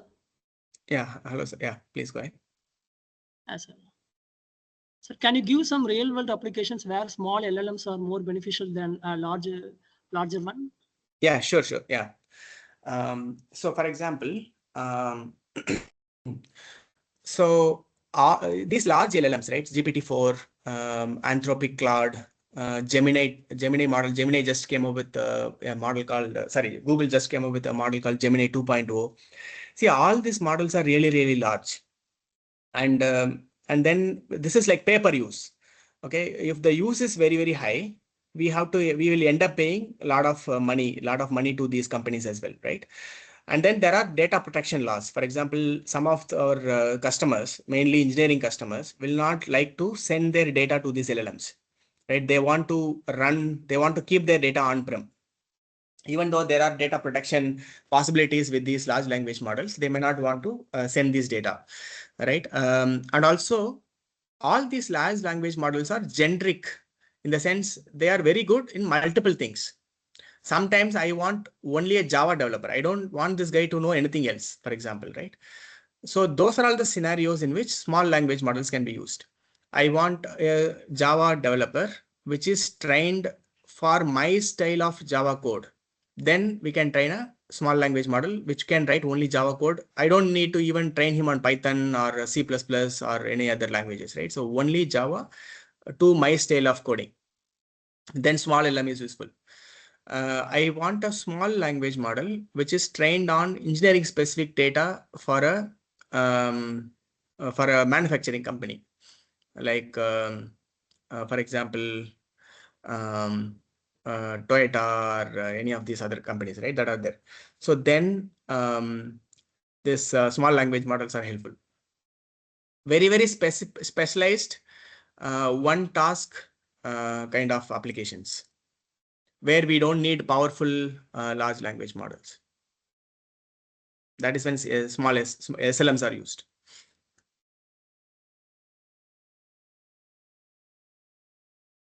Is that okay, Nagaraj sir? Or?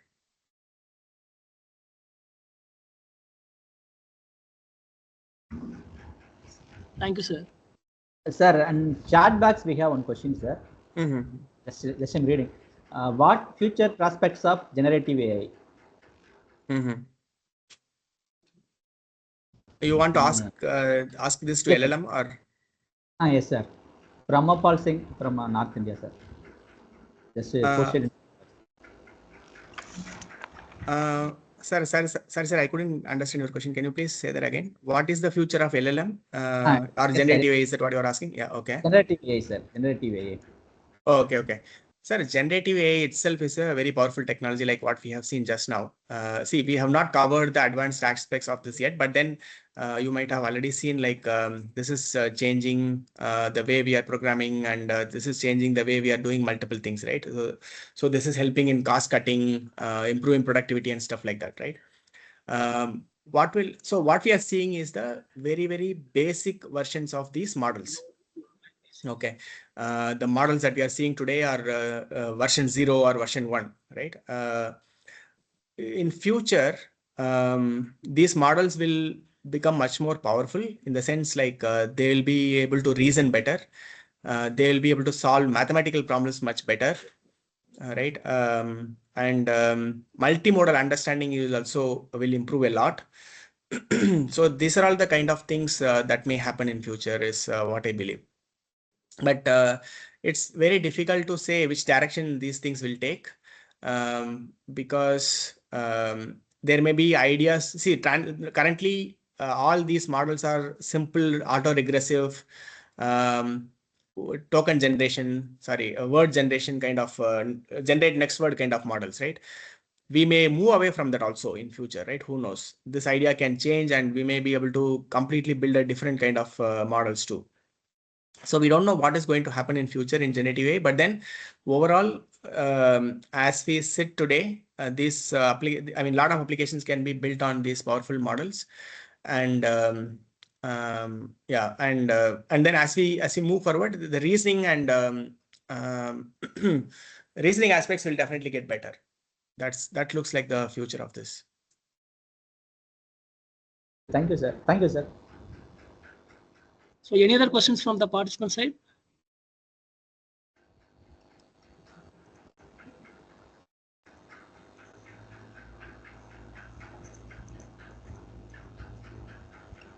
So shall we wind up, sir? Yeah, sure. Yeah. So I know that you are quite busy this morning with client calls and everything. And despite of all these things, you accepted our invitation and be a part of this FDP. And it's really a great beginning to this event, sir. And we're looking forward to connecting with you for future events also, sir. So greetings from Session1 Engineering College, sir. Yeah. Thanks a lot for inviting me. I'll just start my camera as well. So thanks a lot for inviting me. Hopefully it was a useful session, and we are also learning as part of these discussions. And if there are any future questions, please feel free to ask us, and we can. Yeah. So it was a hopefully helpful session for all of you. Nice talking to all of you. Yes, sir. And have a wonderful time next 5 days too. Thank you, sir. Thank you, sir. Thank you. Thank you. On behalf Amazing. of the Institute, I would like to sincerely thank you for your engaging and informative session on generative AI concepts and evolution. We greatly appreciate the time and effort you took to prepare and deliver the topic that truly captivated the audience. It was a pleasure to have you, sir, as our esteemed speaker, and we hope to have the opportunity to host you again for future sessions. Thank you once again for making this session a great success. Thank you so much, sir. Yeah, thank you all. Thank you.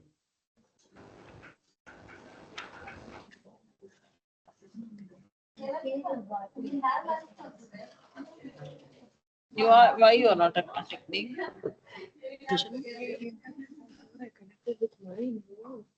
Venu, sir. I request all the participants to turn on your cameras for the photo session.